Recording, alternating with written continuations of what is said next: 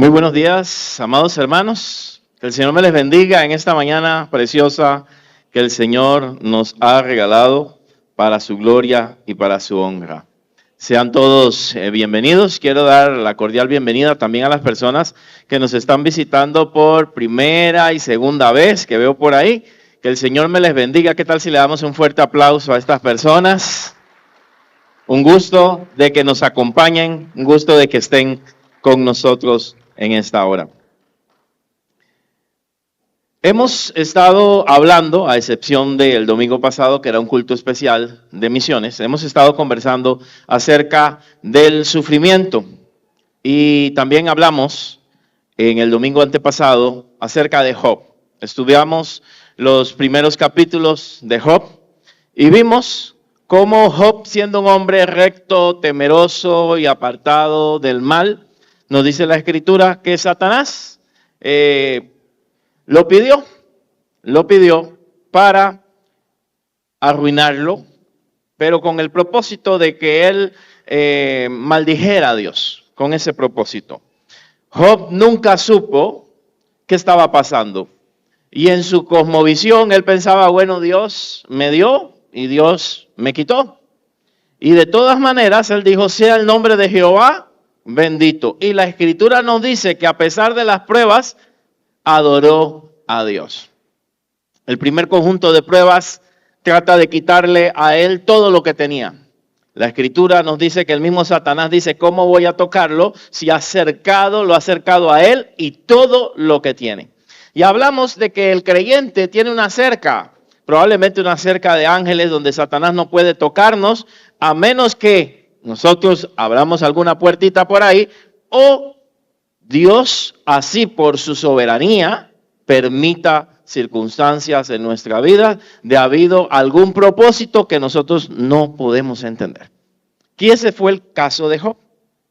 Job perdió, hermanos, toda su riqueza, siendo el oriental más rico de la época, perdió todo lo que tenía. Pero creo que la riqueza no es tan importante como la familia, pues perdió también a sus hijos allí. Pasa esa prueba y Satanás no se queda contento, sino que dice, tócale su cuerpo, tócale su piel, a ver si no blasfema contra ti. Piel por piel, todo lo que el hombre tiene dará por su vida. O sea, tócalo y verás si no blasfema. Y aquí Satanás está queriéndole demostrar a Dios que el ser humano sigue a Dios por beneficio. Sigue a Dios por interés y no le sigue por amor. Es lo que Satanás estaba argumentando. Te sirve, te sigue porque está todo bien. Pero cuando las cosas se compliquen, vas a ver. Cuando le toque su salud, vas a ver. Y bueno, Job demostró que no era así. Por lo menos en ese momento, él adoró a Dios aún en ceniza, aún en duelo por todo lo que había perdido. Y la Escritura nos dice que se rascaba, ¿verdad?, con un tiesto, con un pedazo de vasija, y que sus llagas, en los capítulos que siguen, eran tan profundas que podía ver sus huesos y olían mal. Sus amigos llegaron a confortarlo. Y a lo lejos, probablemente por ser una enfermedad contagiosa, se acercaron alrededor de él y también hicieron duelo. Pero los capítulos que no vamos a ver hoy, porque son muy largos, los capítulos que siguen ahí, nos muestran de forma poética cómo sus amigos comenzaron a darle a entender de que él se encontraba en esa situación por culpa de él, por algún pecado oculto, por algo que había hecho.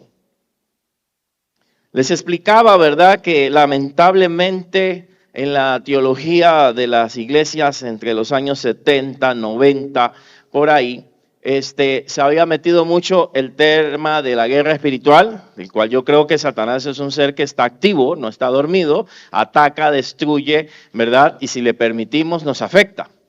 Sin embargo, se habían ido al extremo a decir que cualquier enfermedad es un resfriado era hasta un espíritu, ¿verdad? Que cualquier situación que me pase tiene que haber sido el diablo.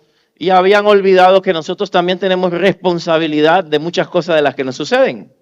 Si yo no ando bien con Dios y si yo tampoco cuido mi cuerpo, por supuesto, voy a tener consecuencias sobre mi vida. y no siempre es Satanás. Satanás sí ataca, por supuesto, pero hay cosas que hacemos nosotros.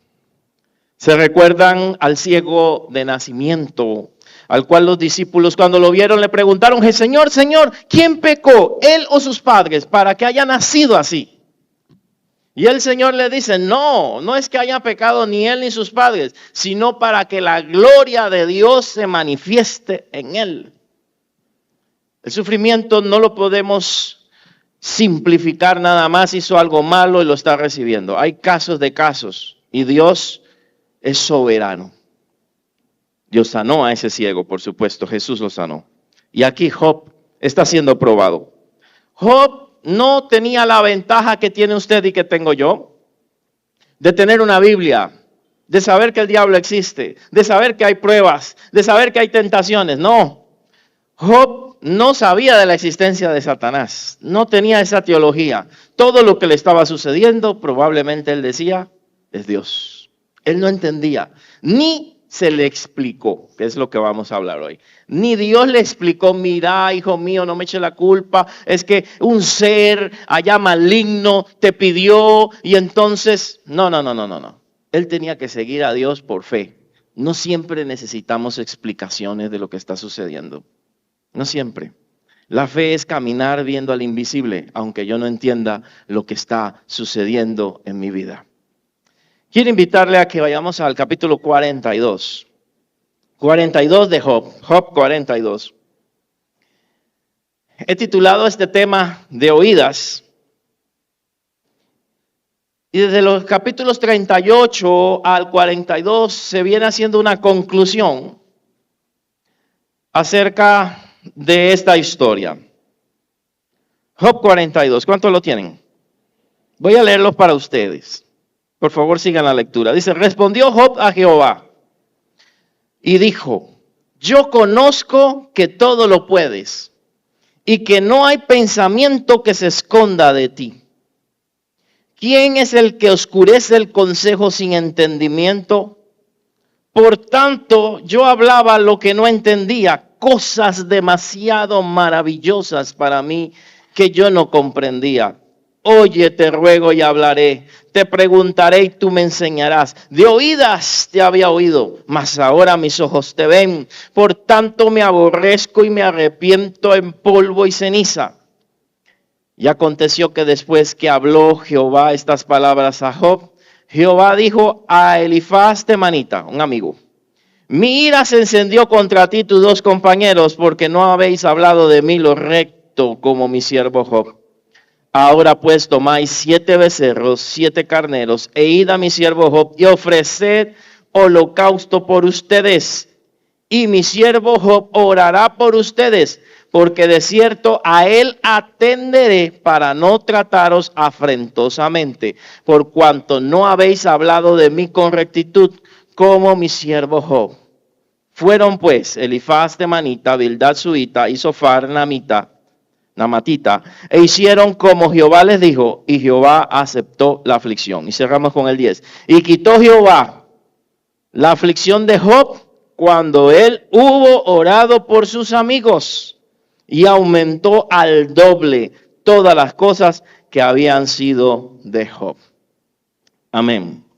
El Señor bendiga su palabra, que ella corra y sea glorificada, que nuestra mente se pueda abrir para poder entenderla y que cualquier fortaleza en nuestra mente sea derribada en el nombre de Jesús para que la palabra pueda llegar a nuestros corazones. Amén. Amén. De oídas. Amados, en el sufrimiento, cuando suceden cosas difíciles, todos nosotros buscamos respuestas. Y en el sufrimiento buscamos la razón por la cual nos ha acontecido esto o aquello, porque generalmente el ser humano considera que no ha sido tan malo para merecer X circunstancia. Y aquí vamos a hablar de una persona que tal vez dice la Escritura que era recto, perfecto delante de Dios, pero no perfecto de una manera humana, como podemos pensar, de que no cometía errores, sino que era una persona que agradaba a Dios y que le buscaba obedecer en todo. pero también le vinieron situaciones difíciles. A la gente buena también le pasan cosas malas, quiero decirle. A la gente que busca a Dios y que le ama, también le suceden cosas que no son bonitas. Y eso no significa que Dios te haya olvidado o que Dios te haya abandonado. La teología de la época estaba mencionando o señalando a Job como una persona que estaba perdiendo todo porque no estaba bien con Dios. Le dije que en un tiempo las mismas iglesias evangélicas trataron a las personas que tenían cáncer, trataron a las personas que no les iba bien en un trabajo, que la habían despedido, que estaban arruinados o que eran pobres, las trataron como personas a las cuales Dios estaba castigando. ¡Qué error de nuestra parte! Porque solo Dios conoce qué es lo que está haciendo con las personas. Aquí está sucediendo que después de 35 capítulos que hemos estado viendo, bueno, que usted va a leer en su casa, de debate intelectual y silencio divino, Dios se revela en el capítulo 38, verso 1, a Job en un torbellino se le revela. De alguna manera se le muestra a Job y desde el torbellino le habla a Job. Job, a pesar de que había adorado a Dios en medio del sufrimiento, Job sí se quejó. Y yo quiero que usted sepa, en todos esos capítulos se quejó porque él no entendía por qué estaba sufriendo. Y él decía, quiero presentarme delante de Dios y presentarle mi causa, el por qué estoy en esta situación. Y esa es la pregunta que nos hacemos nosotros muchas veces, el por qué de la circunstancia. Y no nos decimos el para qué. Hay una razón y hay un propósito. El por qué estoy en eso. Y bueno, Dios se le presenta a darle respuestas a Job. Dios se le presenta a hablar con él y a responderle sobre su situación. La presencia de Dios, hermanos, es la que nos transforma. El fin de nuestra aflicción o de la aflicción comienza cuando Dios es el que se nos acerca para transformar nuestra vida, no cuando termina el dolor y el sufrimiento, sino cuando estamos en su presencia. Cuando estamos en su presencia es cuando las cosas cambian. Y lo primero que el Señor hace es explicarle a él en el versículo 1 y 2, ¿quién es?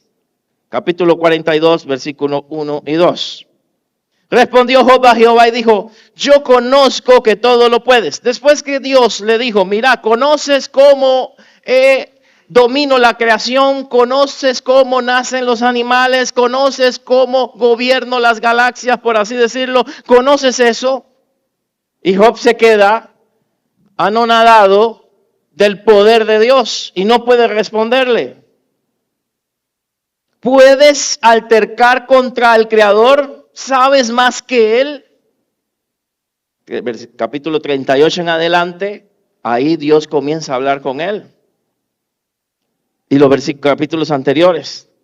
Pero Dios, acá, le da a entender, Job, reconoce que Dios es soberano. Yo conozco que todo lo puedes, que eres poderoso y que no hay pensamiento que se esconda de ti.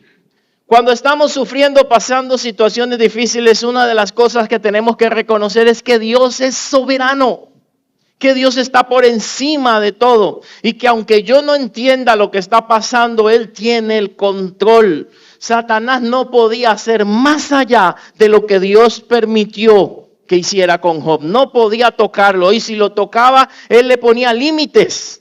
Mira, no toque su vida. Y cuando le permitió que tocara su cuerpo, le dice que no lo mate. Y Satanás obedece, que es lo interesante. Satanás tiene que obedecer a Dios. No es que es un ser que, aunque es desobediente, hace lo que le da la gana. Él está bajo el dominio de Dios. Y aunque no le guste, tiene que obedecerle. Eso es lo grande de nuestro Dios. Si Dios tiene el control del mismo Satanás, ¿no estamos protegidos nosotros? Si Satanás no puede hacer más allá de lo que Dios le permite. Se recuerda a Pedro cuando le decía a Jesús, Señor, hasta la muerte si es necesario estaré contigo. Y el Señor le dice, me negarás 3 veces. Pero tranquilo, Pedrito, yo he orado al Padre para que tu fe no te falte. Qué grande es nuestro Dios, que a pesar de que hablamos cosas, hermanos, decimos cosas que no vamos a cumplir. Y cuando pasa el tiempo de la prueba, estamos como flaqueando. Ahí está el Señor sosteniéndonos con su mano. No nosotros, es el Señor. Cuando Pedro, hemos estado hablando de Pedro ayer también en los varones. Cuando Pedro, hermanos, fue el único que se envalentonó cuando vio a lo lejos un supuesto fantasma que venía hacia él en el mar cuando estaban en la barca. Todos escondidos ahí, y le dice, si eres tú, Señor, di que camine sobre las aguas. Todos criticamos a Pedro que se hundió, pero se nos olvida que él caminó sobre las aguas. El único discípulo que caminó sobre las aguas. Era valiente y se tiró. Y caminó por un tiempo, ahí un ratito. Pero cuando comienza a ver ¿qué? Las olas, el viento y el mar, la Escritura nos dice que comenzó a hundirse. Cuando usted y yo dejamos de ver a Jesús y de mirarlo a Él y comenzamos a ver las circunstancias alrededor, nos comenzamos a hundir. La prueba nos puede derrotar si no miramos a Jesús. La prueba nos puede dañar si no ponemos nuestra mirada en Él. Sin embargo, acá la Escritura nos dice que cuando Él se comenzó a hundir, Jesús lo tomó de la mano y lo sacó. Cuando nuestra fe es poca, hombre de poca fe, le dijo, o sea, tenía poca, pero tenía más que los que estaban allá. Hombre de poca fe, ¿por qué dudaste? Pero Él lo sostuvo de su mano. Hermanos, Dios es soberano. Nada va a suceder que Dios no lo permita. Y si lo permite, hay alguna razón. Si estamos en sus manos, por supuesto. Si somos personas como Job. Ya si no somos personas como Job, es otra prédica. Pero si somos personas que estamos buscando y agradando a Dios y haciendo de su voluntad y nos toca pasar por momentos difíciles, la mano del Señor va a estar protegiéndonos. Él es soberano. Conozco que todo lo puedes y que no hay pensamiento que se esconda de ti. Todo lo sabes. Tienes poder, eres soberano. Pero eso no era lo que estaba diciendo antes. Porque ahora tenía un encuentro con Dios. Porque ahora se le había presentado el Señor y le dejó la boca callada. Respondió Job a Jehová, yo conozco que todo lo puedes y que no hay pensamiento que se esconda de ti. ¿Qué significa esto? Algunas ideas básicas. No es un conocimiento intelectual.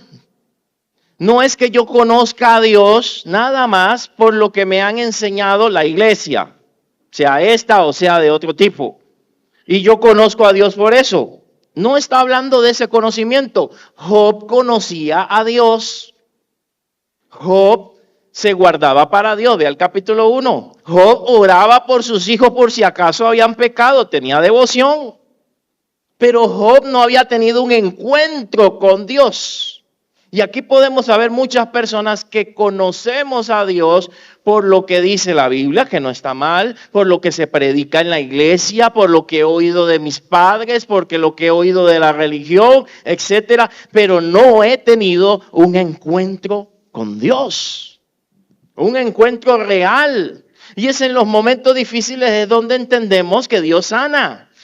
¿Cómo voy a saber que Dios es sanador si no paso por una enfermedad? ¿Cómo voy a saber que Dios provee si no tengo una necesidad económica? ¿Cómo lo voy a experimentar? Y es a través de las circunstancias que experimentamos a Dios. Y lo vemos a Él operar y lo vemos a Él glorificarse. Es para que la gloria de Dios se manifieste en nosotros. Muchas cosas, aunque Satanás, por supuesto, lo que espera es destruirnos. Él tiene un plan, Dios tiene el suyo. Y Satanás no se da cuenta que muchas veces termina ayudando a Dios. Quería destruirlo y al final Dios agarró todo esto para que Job conociera a Dios de una manera más profunda. Cuando Satanás quiere destruirte, Dios quiere levantarte. No es conocimiento intelectual, sino redención total. Job pasa de cuestionar en los capítulos anteriores a confiar. ¿En qué etapas estás en este momento? ¿Quejándote? ¿Quejándote por lo que no tienes? ¿Quejándote por las oraciones que no han sido contestadas? ¿Quejándote por lo que otro tiene y tú no tienes? ¿Estás cuestionando por qué naciste en esa familia? ¿O por qué tus hijos son de esta manera? ¿O por qué estás pasando por esto o aquello? ¿O estás confiando en Dios, que Él algo va a hacer? Fe es confianza. Y la fe, hermano, es cuando no vemos las cosas. Es la confianza en Dios, aunque yo no vea. No andamos, hermanos, andamos por fe y no por vista. La verdadera fe descansa en conocer quién es Dios y no en entender el porqué de la prueba. Es más, puede ser que tú te des una idea del porqué, o puede ser que nunca entiendas por qué pasaste eso. Dios no está obligado a explicarte nada. Dios no está obligado a decirte el porqué de las cosas. Dios no está obligado a darte una respuesta. Yo quiero que eso le quede claro. Si te dicen que sí, Él te va a decir el porqué, no necesariamente. A Job, de adelanto, le hago un spoiler a lo que estoy diciendo. A Job nunca le dijo el porqué.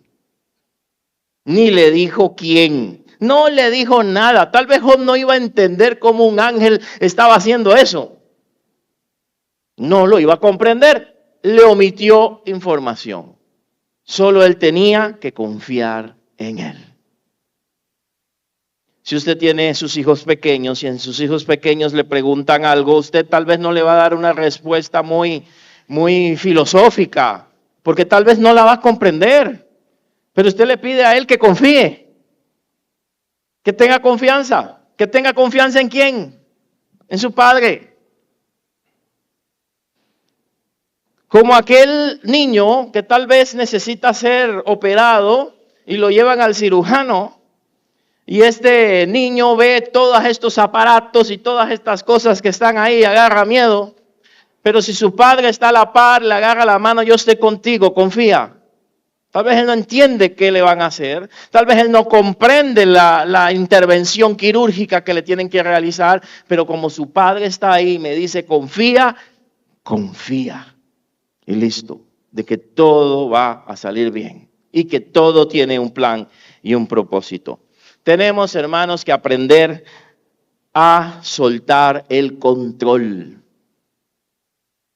El control lo tiene Dios. Somos personas, los seres humanos, somos personas que queremos tener el control de todo. Controlar. No sé si aquí hay personas que quieren controlar al marido, ¿verdad? O viceversa, pero queremos saber todo, tener un plan para todo. Y los que somos más programáticos, que tenemos todo tal vez armado, lo que va a suceder en el minuto tal, el día tal, ¿verdad? Todo lo tenemos apuntado. Hay gente que cuando algo cambia, se quedan así, ya no saben improvisar y no saben qué hacer. Porque se presentó algo que cambió toda su rutina. Pero con Dios, hermanos, usted puede programar lo que usted quiera, pero si Dios quiere hacer algo diferente a su plan, si Dios quiere hacer algo diferente a mi proyecto o a mi plan, si Dios quiere cambiar la agenda un día, lo va a hacer sin pedirnos permiso. Y tenemos que estar dispuestos ¿a qué? A soltarnos en sus manos. No sé si usted jugó con alguno de sus padres, ¿verdad? Como cuando hacían los niños que se suben en una muralla y los papás le dicen, tírate, ¿verdad? Y usted se tira. Que sabe que papá me va a apañar. Aunque lo piense un poquito. Mi esposa no está ahí. La hermana le hizo eso, ¿verdad? Tírate. Y se quitó. Cuando la vio venir, dice, no, mejor no. Se fracturó cuando era una niña. La hermana le falló, si hubiera sido los padres, no. Dios no se va a quitar. Si Él te dice, tírate al agua como lo hizo con Pedro, tírese porque Él te va a agarrar. Y aunque tú no entiendas lo que está pasando, el Señor va a estar ahí. Suelta el control. Hay cosas que no podemos controlar. Yo no puedo controlar a mis hijos. Yo no puedo controlar las circunstancias de la vida. Yo no puedo controlar la salud. Yo no puedo controlar un montón de cosas. Las circunstancias políticas, no puedo. Tengo que confiar en Dios. En que Él es quien tiene el control de las cosas. Versículo 3.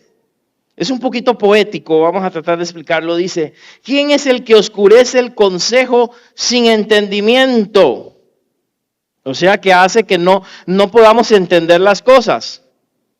O sea, crea los misterios. Por tanto, yo hablaba lo que no entendía.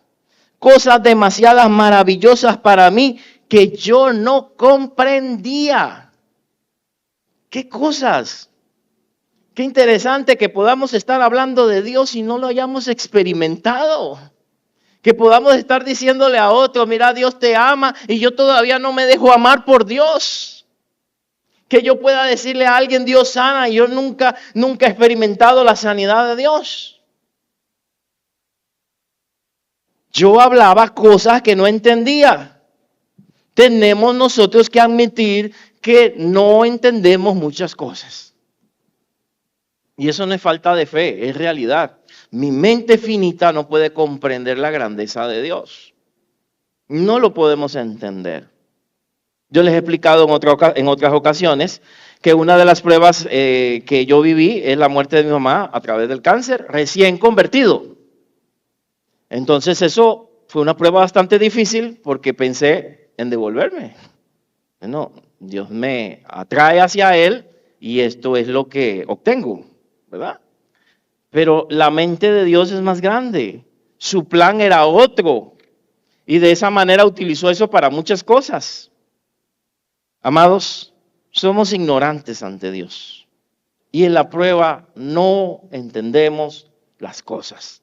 El mal a veces no se puede entender, pero el mal es producto ¿de qué? Del pecado. Tal vez no el pecado mío, pero el mal está en la tierra. Y yo tengo que comprender que no conozco todas las cosas. ¿Quién es el que oscurece el consejo? O sea, me deja sin entendimiento.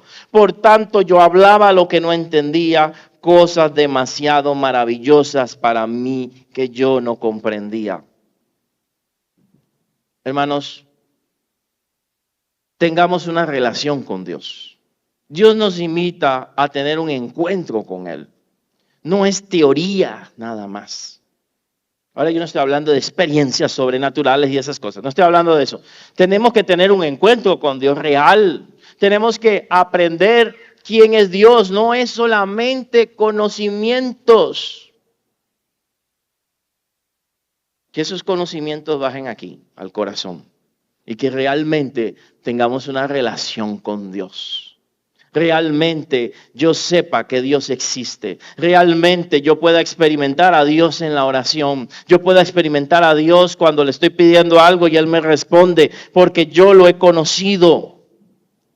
Y que no estemos repitiendo cosas a la gente que nosotros no hemos vivido. Para esto tenemos que ser humildes ante lo misterioso que es Dios.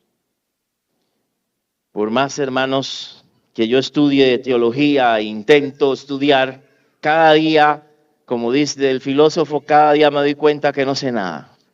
Solo sé que nada sé. Se encuentra tantas cosas y uno sigue aprendiendo que dice, no sé nada. Y de textos que ya uno ha estudiado y siguen apareciendo más cosas, porque lo de Dios es grande, es infinito. Tenemos que admitir nuestra presunción al querer explicar a Dios. No se le puede explicar a Dios. a la gente. Podemos decir lo que hemos vivido. Cuando hablamos con otras personas, usted puede decirle un montón de cosas y no nos van a creer. Pero cuando yo lo hablo del corazón, de lo que yo he vivido, dejo una huella sobre las personas. Puedo predicarles teología y la gente lo puede rechazar. Pero cuando yo digo lo que he vivido con Dios, es diferente. Eso toca. Reconocer que hay misterios que superan nuestro entendimiento. Aprender a escuchar a Dios. A veces estamos hablando y hablando, en nuestras oraciones también. Nos ponemos a orar y solo hablar. Dame, ayúdame, la oración de la oveja, dame, bendíceme, satúrame, lléname, ¿verdad? Solo para mí. Pero ¿cuántas veces nosotros hacemos un alto y meditamos en la palabra? Hacemos un alto y permitimos que el Espíritu Santo hable a nuestro corazón a través de esa palabra. ¿O solo estamos hablando? Cuando tenemos una conversación con alguien, creemos que Dios es una persona, ¿verdad? Sí, exacto. Y el Espíritu Santo es la tercera persona de la Trinidad. Cuando hablamos con alguien, ¿qué esperamos? ¿Que la otra persona qué? Usted ha hablado con alguien donde está pleque, dale, y usted así. Espérese, dale. Sí, hay gente así. Hablan. Tal vez necesitaba desahogarse, ¿verdad? Dale. Usted da dos palabras y él sigue. Pero eso no es una conversación, eso es un monólogo. Solo es un monólogo, una persona hablando. Y está Dios tratando de querer comunicarse contigo y no se lo permites. Dale, pero cállate un momento, escucha. Quiero darte paz. Quiero convencerte de pecado. Pero no le doy tiempo. Entonces, bla, reprendo y todo, bendice, bla. Amén, ya oré. ¿Es una comunicación? Tengo que tomar el tiempo para tener una comunicación con una persona. Y tengo que aprender a callarme también para escuchar su voz. Para que Él me hable. No podemos entender a Dios. Y aquí Job estaba, hable, en los capítulos anteriores. Hable, que por qué, que esto y lo otro. Y entonces acá tiene que callarse. Yo hablaba lo que no entendía. Cosas demasiado maravillosas para mí que no comprendía. 4-6. La fe debe pasar de la teoría a un encuentro con Dios. De la teoría. Oye, te ruego y hablaré. Te preguntaré y tú me enseñarás. De oídas te había oído, mas ahora mis ojos te ven. Déjalo ahí. De oídas te había oído. Sabía que Dios es poderoso, pero no lo he experimentado como poderoso. Sabía que Dios es sanador, pero no lo había experimentado como sanador. Sabía que Dios enseña, pero no me había enseñado a mí. Sabía que Dios es bueno, pero no he experimentado su bondad. ¿Cuántos aquí saben muchas cosas de Dios, pero cuántos han experimentado a Dios? Eso es lo que yo quiero decir. Y no estoy hablando, y lo quiero recalcar, ¿verdad? No estoy hablando de cuestiones emocionales, estoy hablando de Dios en mi vida. ¿Cuántos los hemos experimentado? Puede ser que alguien no. Puede ser que alguien no lo haya experimentado. Lo ha oído de su mamá. Lo ha oído de su papá. Lo ha oído en la escuela dominical. Lo ha oído del predicador. Lo ha oído de otros, pero Dios quiere tener un encuentro contigo personal e individual. Dios no tiene nietos, tiene hijos. No es una herencia que me dieron mis padres, es una relación que yo tengo que tener con Dios, individual. Oye, te ruego y hablaré y te preguntaré y tú me enseñarás. De oídas te había oído, más ahora mis ojos te ven. ¿Estaba viendo él a Dios? No, es simbólico, porque está en un torbellino. No estaba viéndolo tampoco. Pero quiere decir, ahora entiendo, ahora comprendo. Y eso nos debe llevar al arrepentimiento. Verso 6. Por tanto me aborrezco y me arrepiento en polvo y ceniza. Quiero hacerle una pregunta. ¿Dios aquí había sanado a Job? No. Estaba todavía con su llaga. Estaba todavía con su dolor. Todavía tal vez estaba ahí medio rascándose, hablando con Dios ahí. Todavía no era sano. Pero ya su corazón era sano. Ya su conocimiento de Dios era distinto. Ya él conocía a Dios de una manera que nadie ni sus amigos lo iban a experimentar. Ya él tenía una relación con Dios diferente. De oídas, de oír a ver. De tener conocimientos teóricos a vivir a Dios, a experimentar a Dios. En la historia del cristianismo hubieron predicadores, no quiero mencionar algún nombre para no equivocarme, pero hubieron predicadores famosos, muy buenos. Pero es interesante que uno de ellos, en su propia predicación, para que le parezca irrisorio, predicó acerca de Jesucristo y después de predicar su propia prédica, lo convenció, fue detrás del templo y entregó su vida a Cristo. Era un predicador que no tenía a Cristo.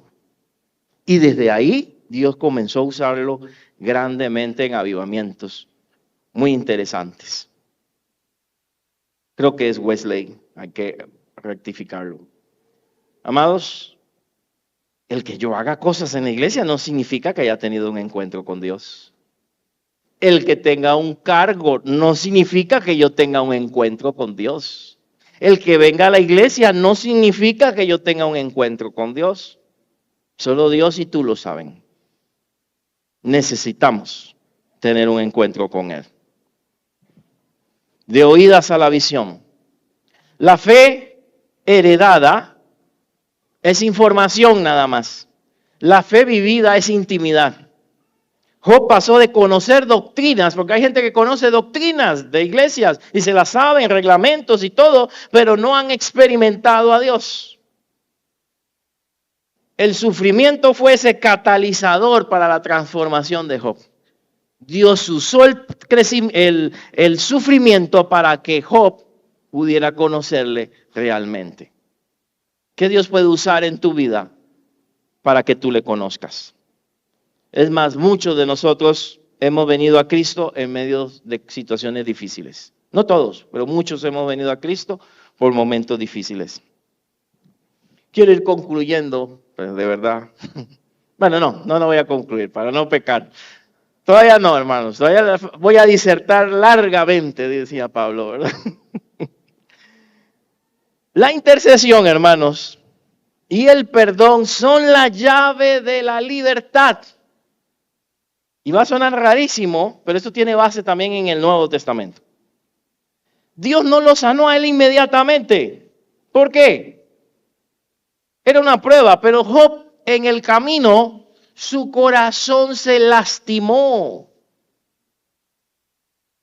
Cuando la gente no nos apoya, cuando la gente habla mal de nosotros, aunque sea una prueba que Dios permite y Dios lo permitió, eso duele en el corazón. Y el corazón de Job estaba lastimado de que sus amigos lo señalaron, de que no hubo alguien ahí para orar por él.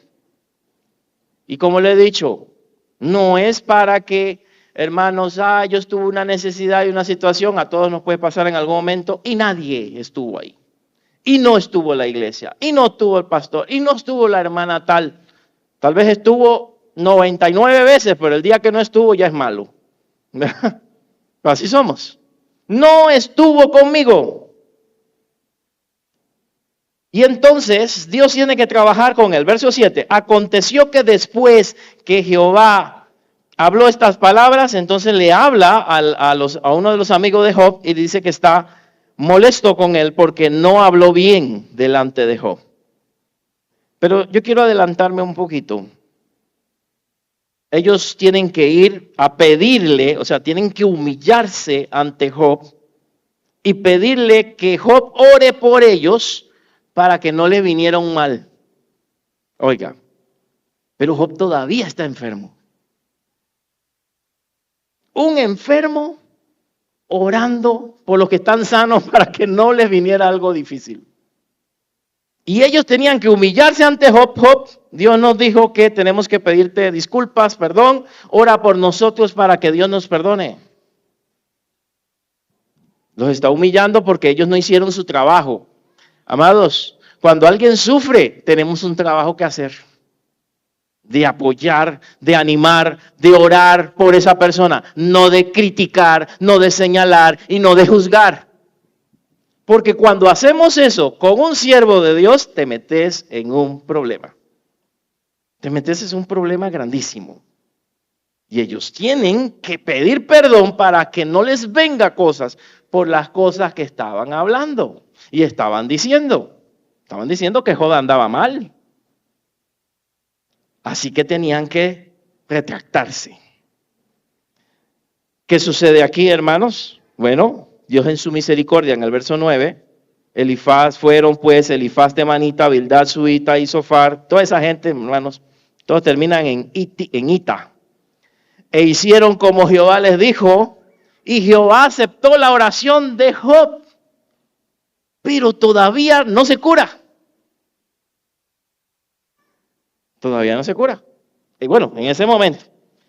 El verso 10. Y quitó Jehová la aflicción de Job. ¿Cuándo? Léamelo usted ahí, los que tienen Biblia. Cuando él hubo orado por sus amigos, póngalo entre comillas. Cuando él hubo orado por sus amigos. Y aumentó Dios el doble de todo lo que él tenía. ¿Por qué? Porque había resentimiento en su corazón. Era un ser humano. Le fallaron. No estuvieron con él. Pero él no optó. Me voy para otra iglesia. Me voy. Porque aquí falta amor. ¿Qué hizo él? Él también tenía que humillarse. Él hubiera dicho, yo no voy a orar por ellos salados. Que les caiga el juicio de Dios. También él tuvo que humillarse y orar por sus amigos. Tuvo que perdonarlos con esa acción. Y Dios inmediatamente, ahí terminó. O sea, ahí él se graduó. Quita la prueba de Job. Y usted puede leer, comienza a aumentarle todo lo que él había perdido. Al doble. Tal vez tú no has hecho nada malo, hermano, pero tal vez tienes que perdonar a los que te han ofendido, a los que han hablado de ti, a los que han juzgado, para que la prueba termine. Porque es la parte más dura. A veces más dura que la prueba. Saber que alguien no te apoyó, que alguien no estuvo contigo, pero tú poder pasar la página y seguir adelante. Y quitó Jehová la aflicción de Job cuando él hubo orado por sus amigos y aumentó al doble todas las cosas que habían sido de Job. Todo lo que Satanás le quiso quitar a Job. Y le quitó. Pero Dios se lo devolvió.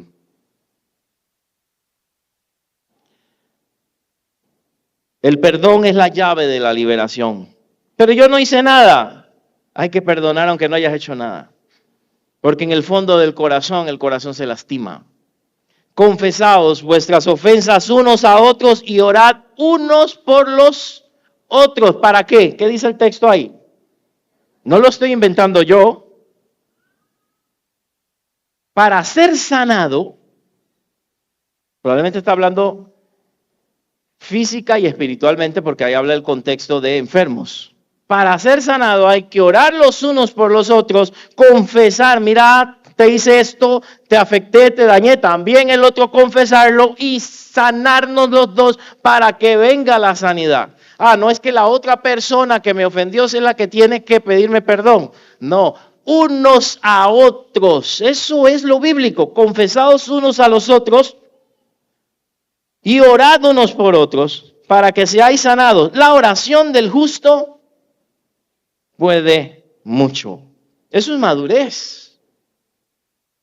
Poder conversar cuando tenemos diferencias, poder pedirnos perdón cuando nos hemos ofendido y poder ser sanos por el Espíritu Santo. Nuestros corazones. Santiago 5:16. Porque si yo estoy molesto con mi hermano, hay textos que nos dicen que Dios no escucha mi oración. Tengo que sanar. Aunque no haya sido mi culpa. Aunque yo no haya hecho nada. Transformación de Job. Ahora sí, vamos a terminar. Reconocer la soberanía de Dios. Admitir nuestra ignorancia ante los misterios de Dios. Pasar de una fe teórica a una práctica, a vivirlo. Interceder y perdonar para ser liberados. ¿Qué dice la Biblia? Orad por nuestros enemigos. A ese nivel debemos llegar. Sí, que es difícil, sí, claro. Yo no le digo que ha sido fácil, hermano. Y menos como pastor. No es fácil. Sin embargo, lo digo porque lo he pasado. Y se puede. Fácil no es. Fácil no es. Amados, ¿hay alguien acá que está pasando algún proceso similar? ¿Hay alguien acá que no entiende por qué Dios está haciendo eso o por qué Dios ha permitido aquello? ¿Hay alguien acá con el cual Dios esté trabajando? ¿Con el cual el Señor esté trabajando en su vida? El Señor tiene propósitos, hermanos, en medio de la prueba. El Señor tiene propósitos en medio de la situación y la circunstancia.